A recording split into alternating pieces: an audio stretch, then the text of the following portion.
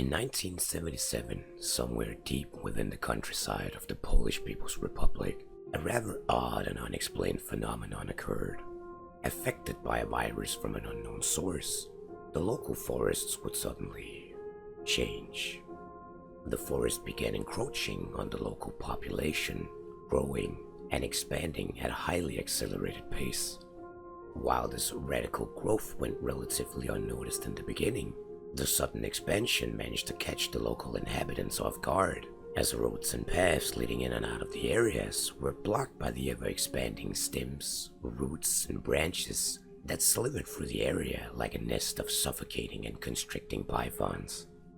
An untold amount of villages and towns were engulfed, leaving the population isolated and left to fend for themselves.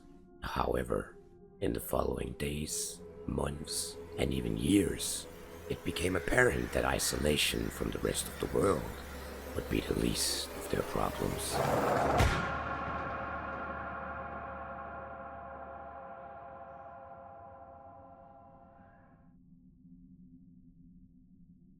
From the initial onset of the infection back in 1977, by a then unknown origin, the virus managed to spread itself through the local vegetation over the following years, and slowly evolved into an unstoppable force of nature, as what started out as simple accelerated forestation, covering roads and hindering movement, a problem that one would suspect was easily solvable, would slowly turn into an insurmountable task, as the stems and branches would grow at a rate which would seem unnatural to say the least.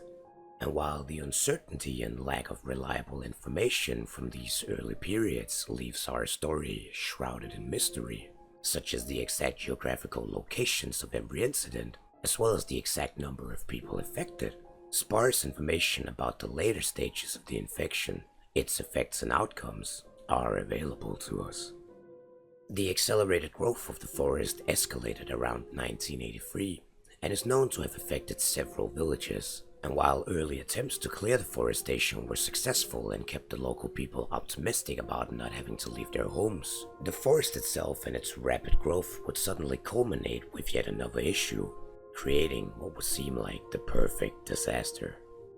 Slowly, plants, crops, wildstock, and eventually people themselves would get sick, infected by an unknown and incurable virus that would take on the simple yet horrible designation as the plague. At the same time, the expansion of the forest would accelerate to a point where it engulfed a large percentage of the countryside, making traveling basically impossible, and any attempt to remove the vegetation with either axes or chainsaws was rendered useless immediately, as the branches and stems would regenerate quicker than they could be cut, making it impossible for the population to get out once the forestation had set in. As the situation slowly spiraled out of control, the Polish government tried to intervene, setting up containment zones to evacuate the people that were trapped inside. To contain the spread of the forest as well as the infection of the virus, infected livestock and infected cottages were incinerated by helicopter, allegedly ending the lives of an untold amount of villagers in the process, who were all considered to be acceptable casualties. At the same time, sources indicate that 2 checkpoints leading in and out of the area were established, and though a large number of people were evacuated, the checkpoints, as well as at least 2 villagers, were eventually consumed entirely by the ever-growing forest, trapping everyone within the disease-riddled area, with no hope of escaping.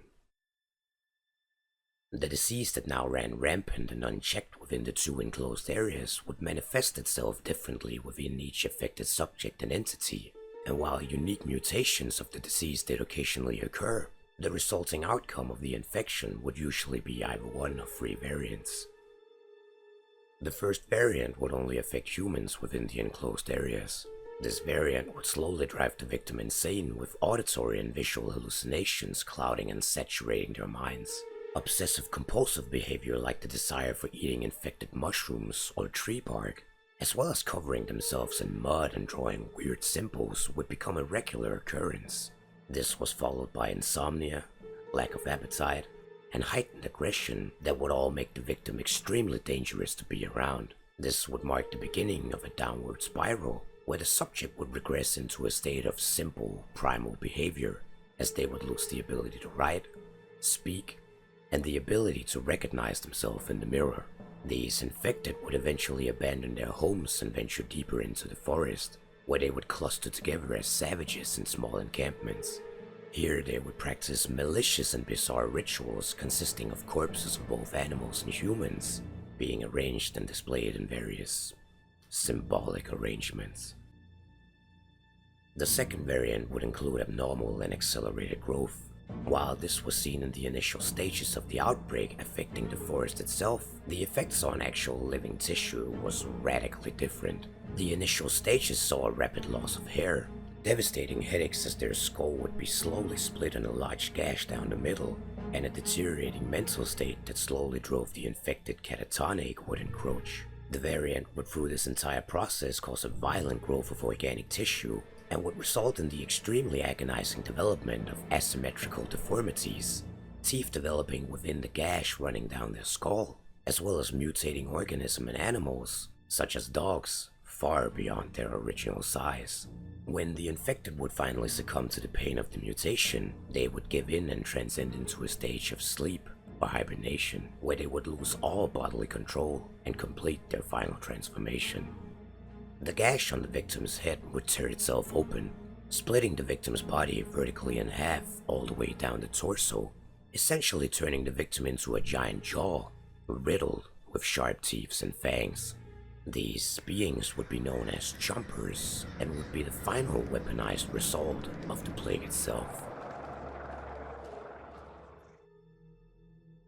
The third variant seemed to only occur within victims who had no physical or mental fortitude to fight off the infection. These subjects would give in to their deepest desires of returning back home and would wander into the deeper parts of the forest, becoming sleepers, spending their last days in a euphoric dream as they were devoured by the forest itself. On top of this came several other unique mutations, some made of stuff one wouldn't find in even the worst of nightmares. Attempts at treatment of the population and their disease was made by a local practitioner of medicine, but the attempts were futile, leaving the villagers at the mercy of an unpredictable virus that seemed to affect people on a case-by-case basis, with radically different effects and outcomes, making research and essentially treatment of the disease an impossibility due to the extreme complications and dangers involved in doing so. On the outside of the forest, the Polish government was forced to resort to alternative methods of approach. A multitude of tunnels were dug into the area, temporarily opening up new venues for transport in and out of the area. However, at this point, seeming to be somewhere close to 1987, it would seem that the Polish government was more concerned with the containment of the forest and infection, rather than the evacuation of the people left behind. These tunnels would take years to finish and would end up being safeguarded by ruthless soldiers, known to the people on the inside as the Outsiders. These soldiers would shoot anyone trying to approach on sight, refraining from assisting anyone within the forest, but rather surveying and relaying information back to the government on the outside. What exactly happened to the Outsiders is unknown, but it is certain that by the year 1987, all of the Outsiders had either fled, been killed, or been infected themselves. On top of all of this, several of the tunnels leading into the area had been either overgrown or crushed by the ever-expanding system of roots digging through the ground beneath the earth, leaving the population within the forest trapped, as only the Outsiders had keys to the tunnels.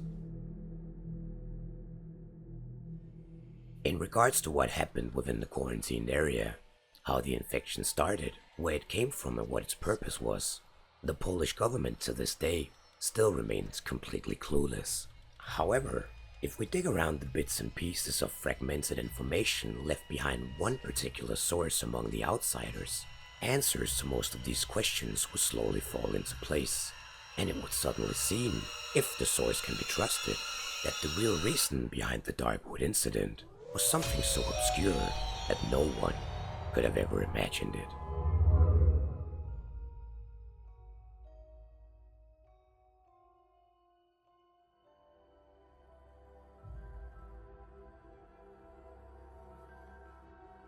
Hey there, Hazmat here.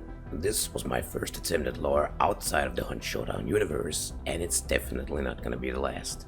As always, a big thanks goes out to the Hunters Lounge on Patreon, specifically Jacob, Derivative, Sir Bottoms, The Loaf of Bread, Tim Wright, Dominic Carlos, Corey Peterson, Tom Hengst, Ghosty, Tim Wright, Jane Doe, Riz TB, Garrett Baker, Gabe Benavides, Nebula, Claire and Leon, and Nightingale Farr. The patrons not only support my channel, they also help me decide on future content, which you can join for a single $1 a month through the link in the description below. And as always, thank you for watching. I'll see you in the next one.